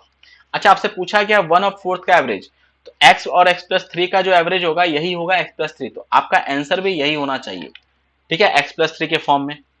ठीक है, ये ध्यान रखना है। ओके, अब देखिए हम लोग इसे जब सॉल्व करेंगे, यहाँ पे देखिए। ओके, अब यहाँ पे क्या है कि आपका जो एवरेज है वो x+3 जो है ये आपका 21 ज्यादा है किससे, 1/3 ऑफ स्मॉलेस्ट, 1/3 ऑफ स्मॉलेस्ट। स्पष्ट नंबर क्या है, x है। ठीक है, इसे सॉल्व करेंगे तो 3x + 3 3 9, यहाँ पे 63 प्लस x हो जाएगा। सॉल्व करेंगे यहाँ पे 2x, 9 अब सब्ट्रैक्ट कर दोगे यहाँ पे 63 से, तो ये वैल्यू कितना आएगा आपका 9 4 54। तो x का वैल्यू कितना है 27, x का वैल्यू 27 आया। आंसर कितना है आपको 27 + 3, 30 के बराबर। ऑप्शन बी करेक्ट है। Next question, the simple interest on a certain sum, ये सम है, और certain sum for 12 year at 12.5% is 3075 more than the amount of sum at the same rate for 2 year। देखिए generally question में क्या रहता है कि आपका 12 साल और 12.5% के रेट से सिंपल इंटरेस्ट, और दूसरे बार में भी आपको सिंपल इंटरेस्ट रहता है, बट थोड़ा सा यहाँ पे लैंग्वेज को अगर आप ध्यान से पढ़ेंगे, यहाँ पे अमाउंट लिया गया है, यहाँ पे आपको प्रिंसिपल लिया गया है। ठीक है, यहाँ पे अमाउंट और यहाँ पे प्रिंसिपल लिया गया है, और तब उसको डिफरेंस करके आपको आंसर निकाला गया है। ठीक है, तो जल्दबाजी अगर आप करेंगे, थोड़ा सा क्वेश्चन को सही ढंग से नहीं पढ़ेंगे, हो सकता है आप यहाँ पे क्वेश्चन को गलती कर दें। ठीक है, ये ध्यान रखना है। अब देखिए पहले कंडीशन में आपका सिंपल इंटरेस्ट कितना होगा, मान लेते हैं प्रिंसिपल P है, ठीक है, इंटू 12 इंटू 12.5%, 12.5% को यहाँ पे 12.5% अपॉन 100, ये हो जाएगा। यहां तक क्लियर है। तो यहां से इंटरेस्ट कितना आएगा, इसे सिंप्लीफाई करते हो 25 25 50 125 होता है आपका, यहाँ पे 40 आ जाएगा। 5 से करेंगे तो यहाँ पे 8 आएगा। ठीक है, 8 से कर 4 तिया 12 और 4 दूना 8, तो ये आपका 3p/2 आ गया, 3p/2 आया है। अब दूसरे केस में आपको क्या लेना है, अमाउंट लेना है। ठीक है, तो प्रिंसिपल तो होगा ही, साथ में क्या होगा, प्रिंसिपल इंटू 12.5%, 12.5 इंटू 2 अपॉन 100 हो जाएगा। ठीक है, 12.5 इंटू 2 करेंगे तो 25, और इसको सिंप्लीफाई करेंगे तो ये कितना हो जाएगा, 4 हो जाएगा यहाँ पे। ठीक है, सम करने पे 5p/4, सेकेंड कंडीशन से ये आएगा। इन दोनों के बीच में डिफरेंस जब आप निकालोगे तो 5p - 3p/2 करोगे तो ये वैल्यू कितना आएगा, p/4 के। ठीक है, और ये वैल्यू आपको पता है 3075 के बराबर है, तो p का वैल्यू कितना हो जाएगा, 3075 इंटू 4, 75 दूना 150 इंटू 2 करेंगे 300 हो गया यहाँ पे, और 4 तिया 12, तो 12,300, ऑप्शन बी करेक्ट है। ठीक है, तो यहाँ पे बस लैंग्वेज आपको थोड़ा सा चेंज करके दिया गया है क्वेश्चन, और कुछ बहुत सारे क्वेश्चन बच्चे ऐसे होंगे जो शिक्षकों में गलती करेंगे या उसका आंसर नहीं आ रहा होगा, फिर आप टाइम वेस्ट करके उसको ध्यान से पढ़ेंगे। तो क्वेश्चन ध्यान से पढ़ना है, ये हमेशा ध्यान रखना है। Next question, A and B entered into partnership by investing their capital in the ratio of 5/8 and 4/9. After 6 months, A reduced his capital by 33.33% and B increased his capital by 50%. What was the share of A in the profit of 68.2 lakh after 1 year? Okay. देखिए यहाँ पे investment का question है, और profit का जो ratio होता है क्या होता है आपको मैंने बता रखा है, इन्वेस्टमेंट इनटू टाइम। ठीक है, ये ध्यान रखना है। अब देखिए यहाँ पे ए और बी का जो इन्वेस्टमेंट है वो उसका अगर रेशियो ले तो 5/8 है और 4/9 है, दोनों में इसमें मल्टीप्लाई कर दीजिए 72 से, तो ये कितना हो जाएगा आपका 945, और यहाँ पे क्या आ जाएगा 8 चौका 32। ठीक है, तो अगर ये ए का इनिशियल इन्वेस्टमेंट 45 यूनिट होगा तो बी का कितना होगा 32 के बराबर होगा। अब 6 महीने तक तो इन्वेस्टमेंट यही रहता, तो 6 से मल्टीप्लाई कीजिए, यहाँ भी 6 से मल्टीप्लाई कीजिए। इसके बाद क्या कहा जा रहा है कि ए अपना 33.33% रेड्यूस कर देता है, और ये परसेंट को अगर सिंप्लीफाई करते हो तो ये 1/3 में होता है फ्रैक्शन में। तो अगर आपने इसको कम करना है, ये ध्यान रखना, रेड्यूस करना है, तो ये क्या होगा आपका, अब जो इन्वेस्टमेंट होगा 45 इंटू 2/3 हो जाएगा। ठीक है, और ये भी आपका 6 महीने के लिए प्लस, और यहाँ पे क्या होगा आपका 50% से इंक्रीज हो जाता है, तो ये आपका 1/2। तो अब जो आपका इन्वेस्टमेंट होगा 32 इंटू 3/2 हो जाएगा इंटू 6, इसको भी आप ऐड करेंगे। देखिए 6 सब में कॉमन है, तो 6 से आप यहाँ पे डिवाइड कर सकते हैं। ठीक है, 3 से करोगे तो यहाँ पे क्या आएगा 15, और यहाँ पे करेंगे 2 से तो यहाँ पे 16, तो 45 इंटू 15 दूना 30, तो ये कितना होगा 75 के बराबर, और 16 3 48 प्लस 32 करेंगे तो ये कितना हो जाएगा आपका 70 प्लस 80 के बराबर हो रहा है। तो अब जो है ए, और ये आपका क्या आ गया, प्रॉफिट का रेशियो आ गया है, प्रॉफिट का रेशियो आया है। ठीक है, इसे सिंप्लीफाई कर सकते हैं आप, 15 और 15:16 का रेशियो हो जाएगा। ठीक है, यहां तक कोई दिक्कत नहीं। टोटल प्रॉफिट है आपका कितना 68.2 लाख के बराबर। ठीक है, तो ए का कितना हो जाएगा शेयर, तो 68.2 अपॉन 16, इसको ऐड करोगे तो 31 इंटू 15 के बराबर अपॉन 10 हो जाएगा। यहाँ पे 31 से आप यहाँ पे डिवाइड करेंगे तो 21 दूना 62, फिर बचेगा तो 21 दूना 22, और इसे मल्टीप्लाई करने पे ये कितना आएगा 33 के बराबर, ऑप्शन डी। ठीक है, next question. X can do a certain work in 24 days. Y is 20% less efficient than X. Both X and Y together work for 3 days. Remaining work was completed by Z in 15.5 days. X, Y, Z together can complete the original work in how many days? Okay, solve करते हैं। देखिए यहाँ पे कहा जा रहा है X और Y है, इसका अगर हम लोग इफिशियंसी देखें तो कहा जा रहा है 20% कम, तो ये कितना होता है 1/5। ठीक है, तो अगर मैं x का एफिशिएंसी 5 यूनिट मान लूं, इफिशियंसी अगर मैं 5 यूनिट मान रहा हूं, तो y का कितना होगा 4, और x जो वो काम को 24 दिन में पूरा करता है, तो अगर एक दिन में 5 यूनिट काम करेगा तो 24 दिन में कितना पूरा करेगा, 24 बचे 120 वर्क, तो ये हमारा इसके अकॉर्डिंग टोटल वर्क होगा। इतना वर्क आपको, इतना यूनिट वर्क आपको करना है। ठीक है, ये क्लियर है। अब कहा जा रहा है कि x प्लस वाई जो है वो 3 दिन के लिए काम कर रहे हैं यहाँ पे, तो x प्लस वाई एक दिन में कितना काम करेंगे मिला के 5 4 9 वर्क, तो 3 दिन में कितना हो जाएगा 27 वर्क। ठीक है, तो रिमेनिंग काम कितना बचा, रिमेनिंग वर्क। ठीक है, तो 120 में से 27 माइनस करोगे 93 वर्क बचा। अब इस काम को यहाँ पे कितने दिन में किया जा रहा है आपका 15.5 डेज में किया जा रहा है, यहां तक क्लियर है। और ये कौन कर रहा है, जेड कर रहा है, तो जेड का इफिशियंसी अगर मुझे चाहिए तो हम लोग निकाल सकते हैं, इफिशियंसी कितना होगा, टोटल वर्क कितना कर रहा है 93, कितने दिन में 15.5, इसको डिवाइड करेंगे तो ये 6 25 30, हाँ 6 बार में डिवाइड हो जाएगा ये कंप्लीटली। ठीक है, यहाँ पे ये कंप्लीटली 6 बार में डिवाइड हो रहा है, तो इफिशियंसी ऑफ जेड कितना आया 6 आया। तो x plus y plus z का इफिशियंसी अगर हम लोग निकाले तो ये कितना हो जाएगा 5 प्लस 4 प्लस 6, 5 4 9 प्लस 6 15 के बराबर, और टोटल वर्क है कितना हमारे पास 120 काम करना है, तो टाइम कितना लगने वाला है, जब साथ में काम करेंगे तो 120/15 8 के बराबर, ऑप्शन बी करेक्ट है। Next question. Pipe A and B can fill a tank in 15 hours and 20 hours respectively.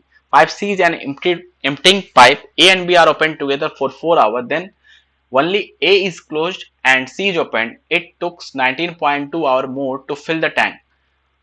Find pipe C alone can empty the full tank in how many hours? Okay, solve करते देखिए A और B, A जो है वो 15 घंटे में पूरा काम करता है, B जो है वो 20 घंटे में खाली कर रहा है। तो मान लेते हैं जो कैपेसिटी है वो इनका एलसीएम 60 के बराबर है, तो A का एफिशिएंसी कितना होगा 4, B का एफिशिएंसी कितना होगा 60/20 3 के बराबर। ठीक है, अब कहा जा रहा है 4 घंटे के लिए हम इनको छोड़ रहे हैं, ये ओपन कर रहे हैं, तो A प्लस बी 4 घंटे काम करेंगे, तो 4 घंटे में कितना, 1 घंटे में ये कितना काम करेंगे 7 वर्क। ठीक है, तो 4 घंटे में कितना हो जाएगा 7 चौका 28, इस 28 यूनिट तो ये फिलअप कर देंगे, तो रिमेनिंग कितना बचा, कितना कैपेसिटी फिलअप करना है इसको, 60 माइनस 28, ये कितना हो जाएगा आपका 32 के बराबर। अब इस 32 को जो है यहाँ पे कौन कौन फिलअप कर रहा है, ए और सी फिलअप कर रहा है। इस 32 को कौन फिलअप करने आएगा, ए और सी फिलअप करने आएगा। ठीक है, यहां तक कोई दिक्कत। तो देखिए अब इसे सॉल्व करते हैं। तो 32 से अब ए को यहां पे बंद कर दिया गया, सी और बी रहेगा। ठीक है, तो बी जो है वो फिलअप कर रहा है और सी जो है वो खाली कर रहा है, ये ध्यान रखना है। बी जो क्या कर रहा है, फिलअप कर रहा है और सी खाली कर रहा है, ये ध्यान रखना है। और कहा जा रहा है कि यहाँ पे 19.2 आवर यहाँ पे ज्यादा लगने वाला है आपका। ठीक है, जितना पहले लग रहा था, ठीक है, ये आपका कितना हो रहा है 19.2, ये ज्यादा लग रहा है।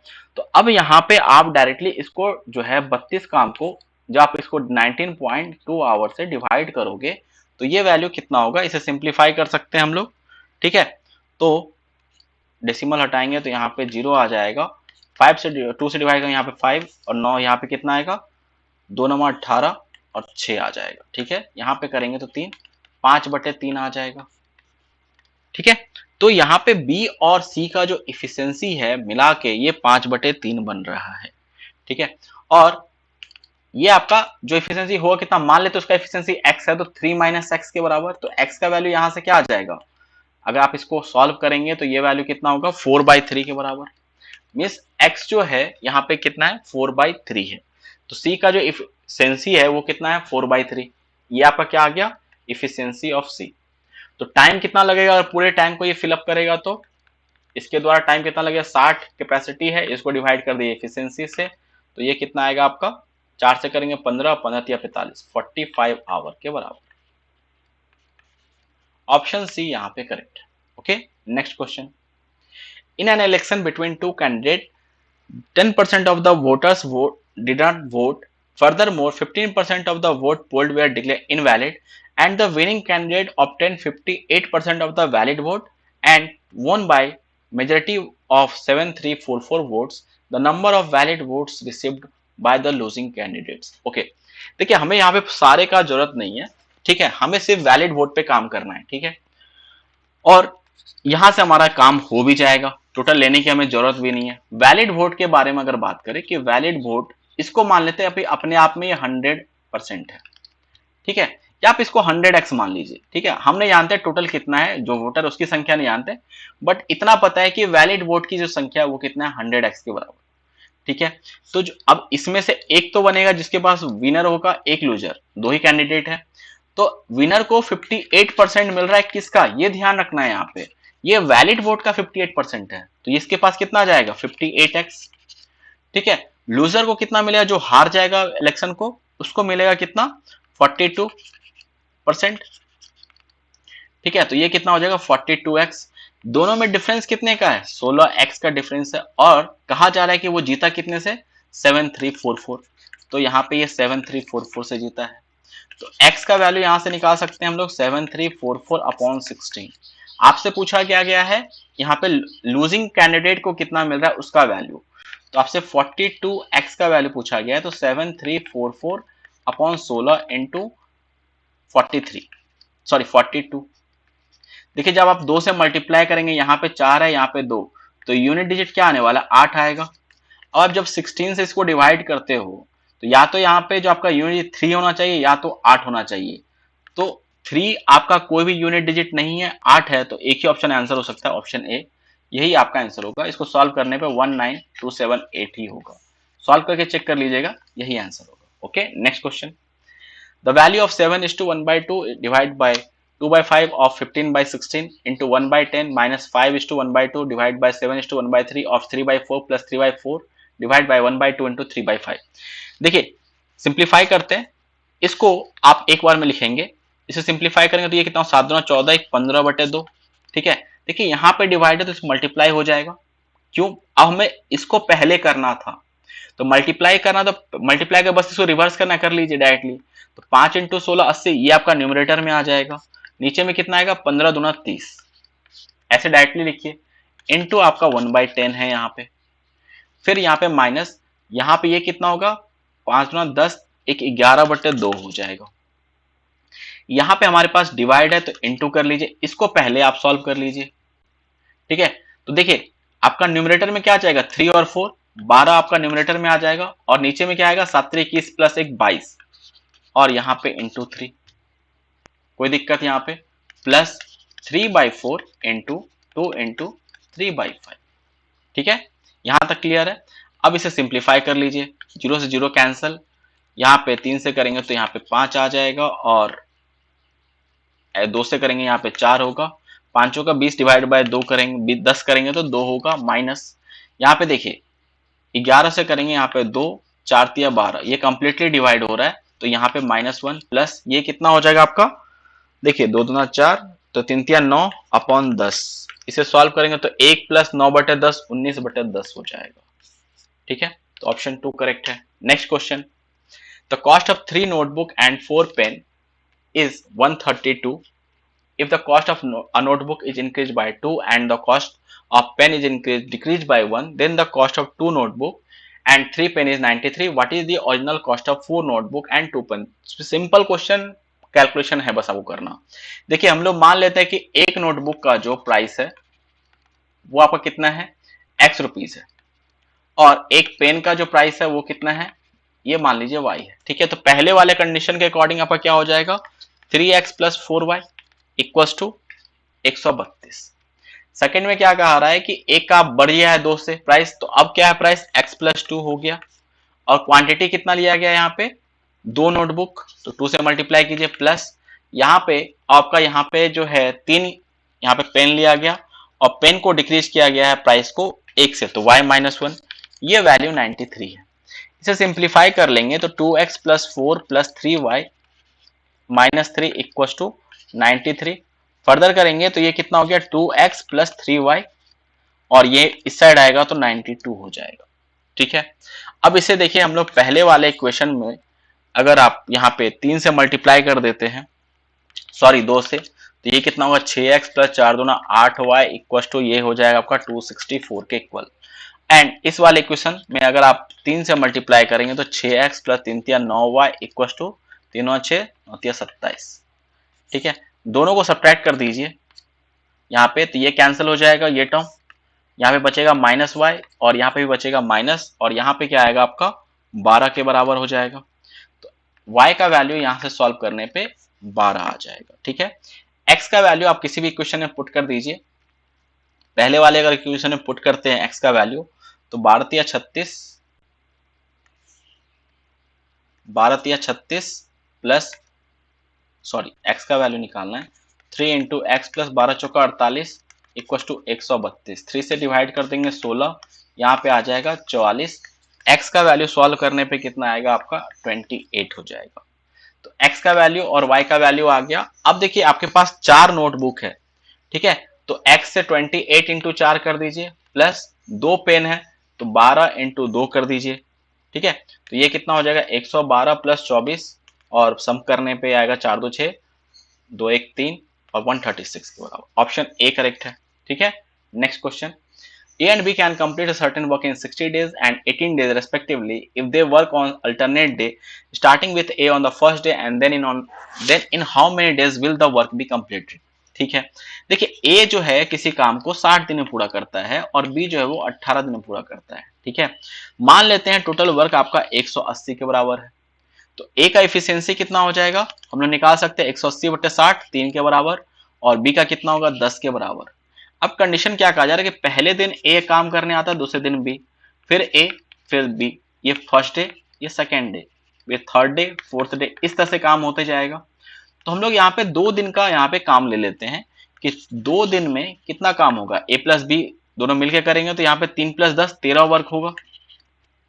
ठीक है, अब आप यहाँ पे 180 के पास पहुंचने की कोशिश करेंगे, तो अगर मैं 14 से मल्टीप्लाई करूंगा तो 180 से ज्यादा हो जाएगा ये वैल्यू। ठीक है, तो हमको यहाँ पे 13 लेना पड़ेगा, तो ये कितना होगा 169 वर्क, और टाइम यहाँ पे कितना हो जाएगा 13 दूना 26 डे भी हो जाएगा। अब यहाँ पे 26 डे पूरा हो गया, 27th डे पे अब कौन काम करने आएगा, फिर से ए आएगा काम करने, तो और ये कितना काम करेगा 3 काम, तो अब कितना हो गया 172 वर्क। अब नेक्स्ट कितना काम बचा, यहाँ पे हमारे पास 8 काम अभी बचा हुआ है, रिमेनिंग वर्क कितना है, 8 वर्क है। अब बी करने आएगा, बी का एफिशिएंसी 10 है, ठीक है, तो टाइम कितना लगने वाला है अब, 8/10, ये सिंप्लीफाई करेंगे 4/5, तो 27 दिन तो इधर लगा और यहाँ पे 4/5, तो टोटल टाइम कितना लगेगा, 27/4/5, ये आपका आंसर हो जाएगा, ऑप्शन 4 करेक्ट है।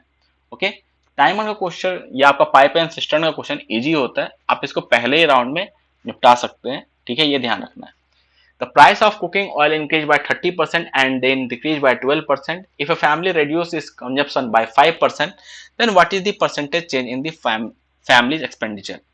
ओके, देखिए यहाँ पे आप रेशियो मेथड लगा सकते हैं या आप सक्सेसिव का यूज कर सकते हैं, दोनों तरीके से सेम आएगा।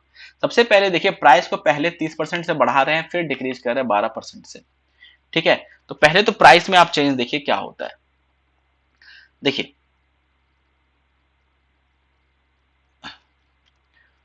अगर हम लोग यहाँ पे प्राइस की बात करें तो मान लेते हैं कि इनिशियली प्राइस आपका एक्स था, ठीक है, और इसमें आपने 130% से किया तो ये कितना हो जाएगा 130/100, फिर आपने 12% से डिक्रीज किया तो 12% कितना होता है, 4×12 25/25, तो 22/25, 0 कैंसिल हो जाएगा, और ये मान लेते हैं फाइनली आपका प्राइस हो गया y के बराबर, तो x और y का जो रेशियो आया वो कितना आ जाएगा आपके पास, 250/13 × 22, यही होगा, यहां तक क्लियर है। 13 × 22 करेंगे तो ये वैल्यू कितना होता है, 213×26, ये 286 के बराबर होता है। देखिए आप ऐसे भी कर सकते थे, बट आपको अगर डायरेक्ट लिखना हो, ठीक है, तो आप यहाँ पे डायरेक्टली, अब देखिए मैं आपको डायरेक्टली लिखना सिखा रहा हूँ। यहाँ पे क्या है, 30% से आप इंक्रीज कर रहे हो, सिंप्लीफाई करके कितना हो जाएगा, 3/10। तो अगर मैं प्राइस के बारे में बात कर रहा हूँ कि अगर पहले प्राइस 10 था तो अब 30% से इंक्रीज करेंगे तो ये कितना होगा, 13, इनिशियल और फाइनल, फिर उसके बाद क्या कर रहे हैं आप 12% से डिक्रीज कर देते हैं, ठीक है। तो यहाँ पे आप क्या कीजिए कि अब जो है 25 मान लिए और 3 यहाँ पे 12% का डिक्रीमेंट, 3 का डिक्रीमेंट करेंगे तो ये कितना हो जाएगा, 22 के बराबर, ठीक है। और क्वांटिटी में कितना कर रहे हैं, 5% का रिड्यूस कर रहे हैं, तो ये कितना हो जाएगा, 5% का अगर आप रिड्यूस करोगे, क्योंकि यहाँ पे इससे मल्टीप्लाई करोगे तो ओवरऑल प्राइस में जो चेंज आएगा ना वो पता चल जाएगा आपको। सेम हमने किया यहाँ पे 250 और ये कितना हो जाएगा 286, ठीक है। 5% का डिक्रीमेंट क्या क्या होता है आपका, यहाँ पे 1/20 के बराबर, मतलब अगर प्राइस पहले 20 था तो बाद में कितना हो जाएगा 19 हो जाएगा, यहां तक क्लियर है। अब देखिए इससे अगर ये आपका प्राइस है और ये आपका कंजम्पशन है, ठीक है, कंजम्पशन को मल्टीप्लाई करेंगे प्राइस से आपका एक्सपेंडिचर आ जाएगा, ठीक है, एक्सपेंडिचर आएगा तो ये कितना होगा आपका 5000, यहाँ पे ये वैल्यू 5000, 19 से मल्टीप्लाई करेंगे 286 को, तो 286 को अगर आप 20 से यहाँ पे इसको हम लोग कर सकते हैं 286 इंटू 20-1, तो ये वैल्यू कितना हो जाए, 6×2 = 12, 28×2 = 56, 157, 0 - 286, सिंप्लीफाई ये करेंगे तो 5434 हो रहा है, ठीक है। तो ये आ गया आपका 5434 के बराबर। ओवरऑल चेंज कितने का हो रहा है, देखिए 434 रुपए का आपको बढ़ जा रहा है खर्चा। परसेंटेज एक्सपेंडिचर कितना चेंज कितना हुआ, 434/500 इंटू 5000 × 100, 2 0 0 कैंसिल, यहाँ पे अगर आप डिवाइड करोगे यहाँ पे 2 से मल्टीप्लाई कर दो, नीचे भी 2 से मल्टीप्लाई, तो 68 और 4×2 = 8/100, 8.68 के बराबर आ रहा है। ये आपका क्या हो रहा है, इंक्रीज, ये ध्यान रखना है, ऑप्शन सी करेक्ट है। Okay, next question, if b plus c is to a equals to 11:4, c is to a plus b equals to 5:7 and a plus b plus c equals to 3360, then what is the value of b? देखिए हम लोग यहाँ पे इस तरह question में क्या करते हैं कि आप a अपॉन टोटल का वैल्यू निकालिए, means a plus B plus C का, तो ये कितना होगा 4/15, ठीक है। नीचे में देखिए c upon a plus b है, तो अगर c upon a plus B plus c second वाले कंडीशन से निकालना हो तो ये कितना होगा 7 अपॉन, दोनों को ऐड कर देंगे तो a प्लस बी सी आएगा, तो 7/12। अब देखिए a प्लस बी प्लस सी तो दोनों जगह सेम होना चाहिए ना, तो हम लोग क्या करेंगे यहाँ पे इसको सेम बनाएंगे, तो नीचे में अगर आप 4 से मल्टीप्लाई कर दो पहले वाले में तो ये कितना होगा 16/60, और नीचे में यहाँ पे 5 से करोगे तो यहाँ भी 5 से, तो 35 और 12×5 = 60, ये हो जाएगा। कोई दिक्कत यहाँ तक, सॉरी ये आपका 5 है, सॉरी यहाँ पे इसको 5 कर लीजिएगा। सी का वैल्यू जो है वो 7 नहीं 5 है।